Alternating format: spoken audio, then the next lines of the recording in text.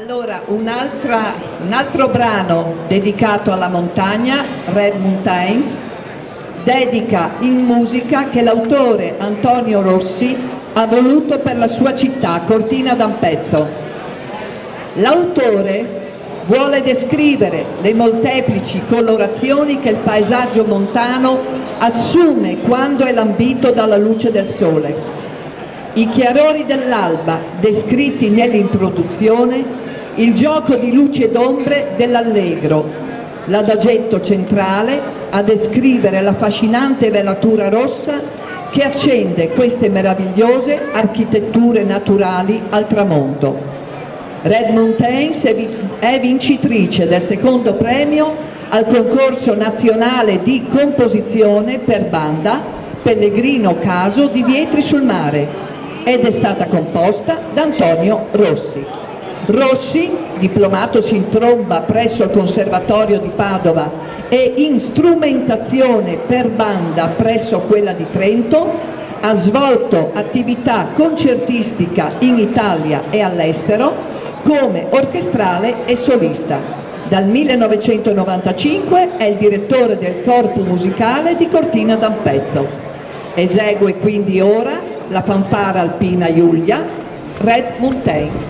Maestro.